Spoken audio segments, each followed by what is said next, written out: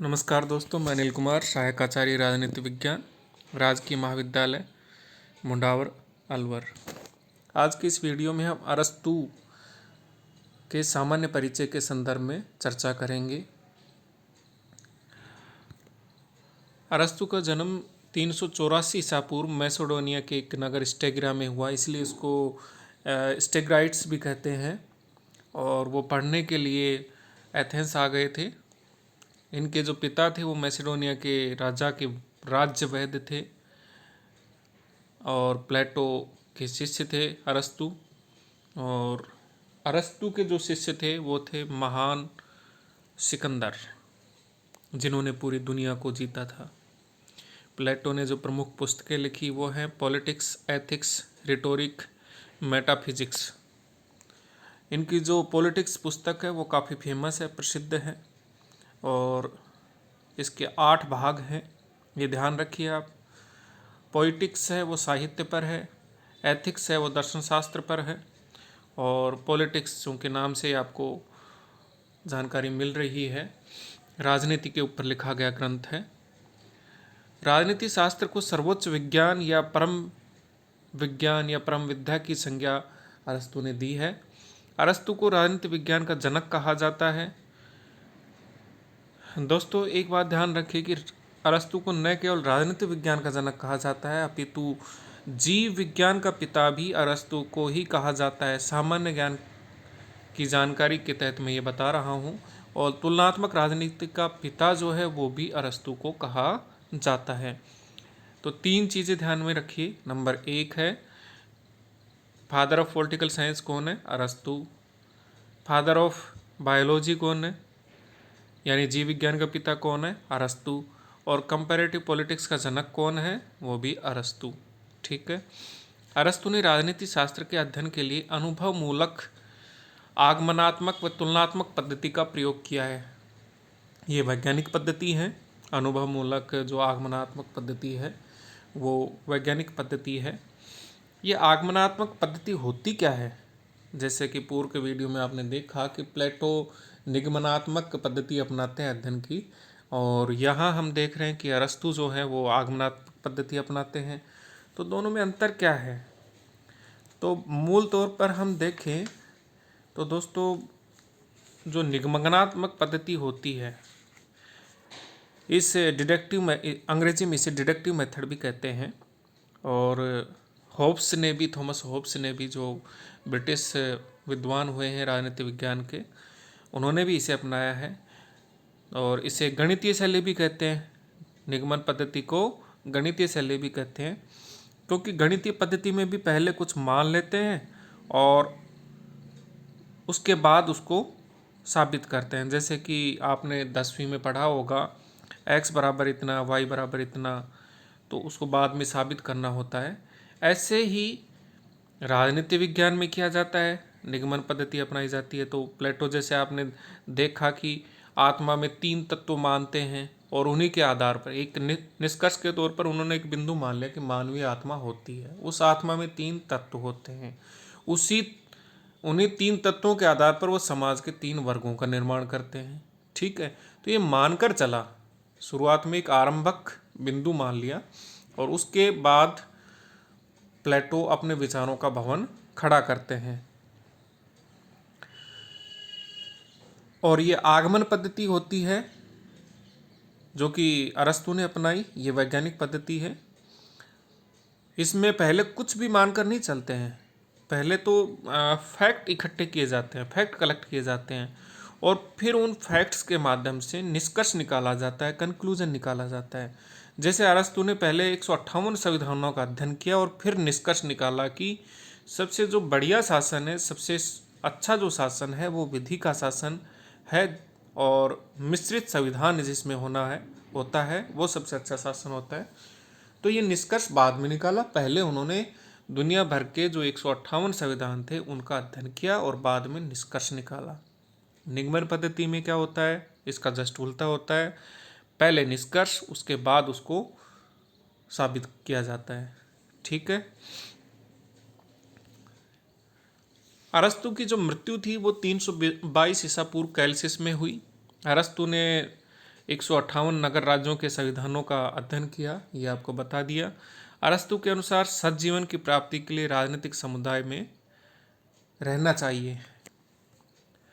दोस्तों, मैंने आपको बताया कि अरस्तु जो थे वो प्लेटो के शिष्य थे और स्टेग्रा में इनका जन्म हुआ था। एथेंस में ये पढ़ने के लिए आ गए थे। प्लेटो के प्रिय शिष्य थे अरस्तु, इसलिए इनको अकादमी का मस्तिष्क भी कहा जाता है, माइंड ऑफ अकेडमी भी कहा जाता है। तो एक रोचक सी बात है कि जब प्लेटो की मृत्यु हो गई तो उसके बाद प्रश्न ये उठा कि अकेडमी का अध्यक्ष कौन बने। तो प्लेटो के जो कुछ लोग थे, शिष्य थे, उन्होंने कहा कि अरस्तु को बना दिया जाए, क्योंकि अरस्तु सबसे प्रतिभाशाली थे और उनको प्लेटो माइंड ऑफ अकेडमी भी कहते थे। इसलिए उन्होंने कहा कि प्लेटो की इच्छा थी कि ये ही आगे चलकर बने, तो इन्हीं को बना दिया जाए। लेकिन कुछ लोगों ने इसका विरोध किया और इनको अध्यक्ष नहीं बनाया। फिर प्लेटो का जो भांजा था, प्लेटो की बहन थी प्लूटोन, और उनका जो बेटा था स्पेयुपस, उसको अकेडमी का अध्यक्ष बनाया गया। फिर अरस्तु वो अकेडमी छोड़ देते हैं और लीसियम का एक मंदिर होता है, उसमें वो एक कमरा ले लेते हैं, वहाँ रहने लग जाते हैं और वहीं एक शिक्षण संस्था चलाने लग जाते हैं। तो वो शिक्षण संस्था लीसियम के नाम से ही आगे विख्यात होती है, पाठशाला होती है उनकी, लीसियम। तो ये ध्यान रखिए कि प्लेटो की जो शिक्षण संस्था थी उसका नाम क्या था, अकादमी, और अरस्तु की जो शिक्षण संस्था थी उसका नाम था लीसियम। और इसी में सिकंदर भी पढ़ता था। सिकंदर जो कि एक महान राजा हुए हैं इस धरती के ऊपर, जिन्होंने पूरी दुनिया को जीता था, तो वो हुए हैं। अब इस अरस्तु के सामान्य परिचय का हम विस्तृत अध्ययन कर लेते हैं। अरस्तु का जन्म 384 ईसा पूर्व हुआ था और इनकी मृत्यु 322 ईस्वी पूर्व हुई। ये एक यूनानी दार्शनिक थे जिसे राजनीति विज्ञान का जनक माना जाता है, और वह महान यूनानी दार्शनिक प्लेटो के शिष्य थे। विश्व प्रसिद्ध योद्धा और सम्राट सिकंदर महान के शिक्षक थे। स्टेग्रा में इनका जन्म हुआ था। मैसेडोनिया का राज्य था एक, मैसेडोनिया तो राज्य था और उसका एक नगर था स्टेग्रा, उसमें इनका जन्म हुआ था। और ये स्टेग्रा एथेंस के उत्तर में 200 मील की दूरी पर बसा हुआ है। उसका पिता जो था, मैंने आपको बताया कि राजवैद्य थे। अरस्तु का पालन पोषण भी औषधियों की गंध से महकते हुए वातावरण में हुआ, क्योंकि चारों तरफ औषधीय पौधे होते थे। उनके पिता जो थे वो राजा के दरबार में वैद्य थे, इसलिए अपने वहाँ बगीचे में ऐसे पौधे उगाते थे जिनका औषधीय महत्व होता था। तो ऐसे औषधीय गंध के वातावरण में अरस्तु पले बढ़े और ऐसे वातावरण में उनको वैज्ञानिक दृष्टिकोण विकसित करने के लिए उचित अवसर और प्रोत्साहन मिला। यही कारण है कि उसने एथिक्स और राजनीति शास्त्र के विवेचन में जीव वैज्ञानिक और आयुर्वैज्ञानिक दृष्टांतों का विस्तृत प्रयोग किया है। 30 वर्ष की आयु में उसने एथेंस जाकर प्लेटो की छत्र छाया में दर्शन शास्त्र का अध्ययन किया। प्लेटो उसकी कुशाग्र बुद्धि से इतना अधिक प्रभावित था कि वह अरस्तु को अपनी अकादमी का मस्तिष्क कहा करता था। वैसे अरस्तु ने आगे चलकर अपना चिंतन स्वतंत्र दिशा में विकसित किया और प्लेटो के विचारों की तीव्र आलोचना भी की। देखिए, प्लेटो का शिष्य था अरस्तु, तो अरस्तु ये नहीं है कि अपने गुरु के तमाम सिद्धांतों को जो का त्यों स्वीकार कर लेते हैं, ऐसा नहीं है। वो गुरु के जो विचार थे उनका खंडन भी करते हैं और फिर अपने खुद के विचार भी देते हैं। फिर भी उसके विचारों पर प्लेटो की अमिट छाप है। हालांकि कुछ जगह पर प्लेटो के विचारों का खंडन किया जाता है अरस्तु के द्वारा, लेकिन फिर भी उनके विचारों के ऊपर प्लेटो का प्रभाव देखा जा सकता है। प्लेटो और अरस्तु दोनों ही प्रतिभावान थे, और जैसा कि सामान्य अनुभव से सिद्ध होता है, दो प्रतिभावान व्यक्ति कभी एक मत नहीं होते हैं। जो विवेकशील होता है, तर्कशील व्यक्ति होता है, उसके जेहन में अलग अलग तरह के विचार पनपते हैं। और दूसरा जो व्यक्ति होता है, यदि वो भी विवेकशील और तर्कशील है तो उसके जेहन में भी अलग तरीके के विचार पनपेंगे। तो दोनों का एक मत होना जरूरी नहीं है। अरस्तु ने पुस्तकों के संग्रह में विशेष रुचि ली, जिससे उसकी विद्वता में निखार आ गया। 344 ईस्वी पूर्व में हर्मियास ने, जिसे उसके शिष्यों में गिना जाता है, अरस्तु को अपने राजदरबार में आमंत्रित किया और अपनी बहन से उसका विवाह कराया। उसके साथ अरस्तु ने पारिवारिक जीवन सुख से बिताया। कुछ वर्ष बाद मैसिडोन के राजा फिलिप ने अरस्तु को अपने राज दरबार में आमंत्रित करके सिकंदर की शिक्षा का कार्य सौंपा। सिकंदर उस समय 13 वर्ष का था और बहुत ही 13 वर्ष की आयु में आप जान सकते हैं कि कैसा होता है बच्चा, बचपन और किशोर के बीच की अवस्था में झूलता है। तो उसमें चंचलता भी होती है और उसमें साहस भी होता है। उसे वश में करने के लिए अरस्तु को विशेष सफलता नहीं मिली। विश्व विजय की महत्वाकांक्षा दर्शन शास्त्र की औषधि से संयत नहीं हो पाई। सिकंदर जो है वो चाहता था कि मैं पूरी दुनिया को जीत लूं, और अरस्तु चाहते थे कि दर्शन शास्त्र पढ़े सिकंदर, और राज्यों का आकार छोटे रखने के पक्ष में थे अरस्तु। इसलिए दोनों की जोड़ी जम नहीं पाई गुरु शिष्य की। देखा जाए तो अरस्तु ज्ञान विज्ञान के क्षेत्र में संपूर्ण विश्व को एक ही प्रणाली से बांधना चाहता था, परंतु सिकंदर संपूर्ण विश्व पर अपना एक छत्र साम्राज्य स्थापित करके उसे एक जैसे नियमों के अधीन लाना चाहता था। 334 ईस्वी पूर्व में अरस्तु एथेंस लौटा और वहां एक मैसिडोनियन दल में सम्मिलित हुआ। उसने सिकंदर के साम्राज्यवाद यानी इंपीरियलिज्म के प्रति अपने अनुमोदन का भाव भी नहीं छिपाया, जिससे एथेंस के स्वाधीनता प्रिय नागरिकों की सभा उसके विरुद्ध हो गई।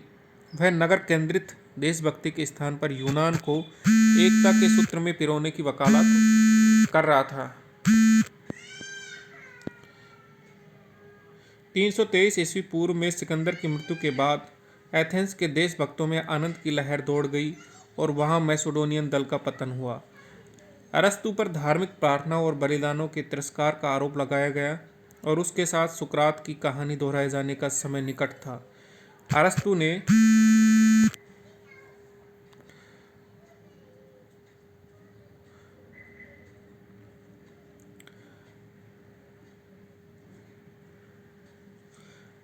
ने सोच समझकर नगर छोड़ दिया और 322 ईस्वी पूर्व कैल्सिस में उसकी मृत्यु हो गई।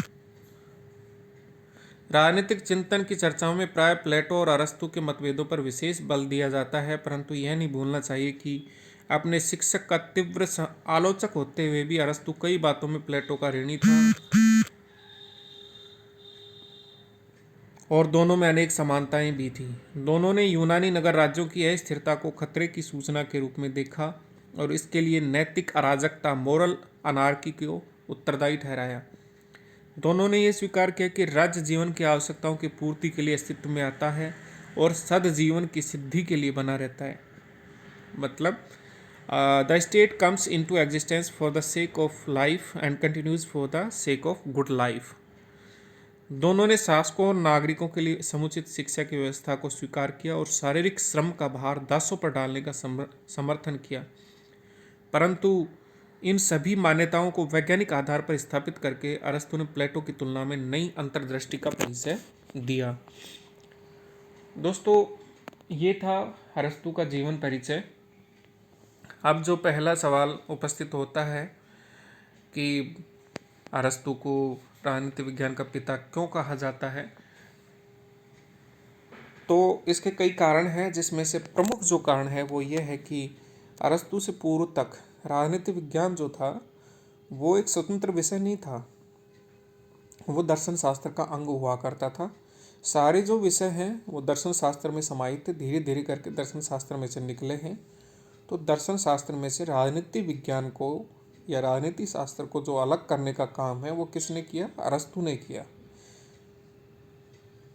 इसीलिए अरस्तु को राजनीति विज्ञान या राजनीति शास्त्र का पिता कहते हैं, जनक कहते हैं। इसके साथ एक दूसरा कारण ये था कि अरस्तु ने वैज्ञानिक पद्धति अपने अध्ययन की और क्रमबद्ध तरीके से, व्यवस्थित तरीके से राजनीति विज्ञान को एक स्वतंत्र विषय के रूप में पहचान दिलाई। इसीलिए इसको राजनीति विज्ञान का पिता कहते हैं। तो जो ये विचार थे अरस्तु के, इनको अरस्तु ने ग्रीक भाषा में या यूनानी भाषा में प्रकट किया था, अपनी पुस्तकों को भी यूनानी भाषा में लिखा। फिर बेंजामिन जोविट ने इनकी किताबों का अंग्रेजी में अनुवाद किया। बेंजामिन जोविट एक जगह लिखते हैं कि अरस्तु की किताब असंगतताओं और अंतर्विरोधों से भरी पड़ी है। पूरी किताब में जो विचार हैं कई बार एक दूसरे से टकराते हैं, और कई जगह ये लिखा है कि भाई इस विचार का आगे विस्तृत तरीके से वर्णन किया जाएगा, लेकिन उसका कहीं आगे जाकर उल्लेख नहीं मिलता। तो अरस्तु एक सिस्टम बिल्डर नहीं है। बेंजामिन जोविट का कथन जो है कि उनकी पुस्तकें जो है असंगतता और अंतर्विरोधों से भरी हुई है, इसका मतलब ये है कि वो सिस्टम बिल्डर नहीं है, व्यवस्था निर्माता नहीं है। ये व्यवस्था निर्माता क्या होता है?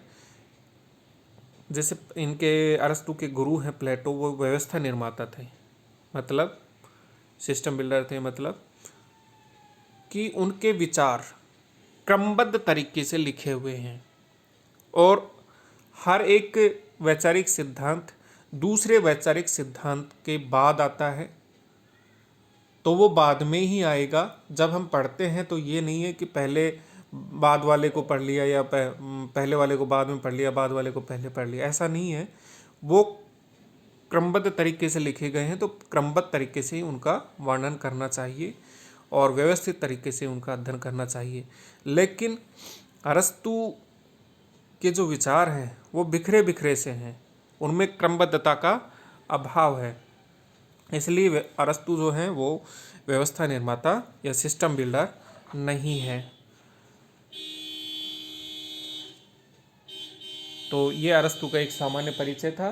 आगे के वीडियो में हम अरस्तु के राजनीति विज्ञान के संबंध में जो अलग अलग विचार हैं उनका अध्ययन करेंगे। धन्यवाद।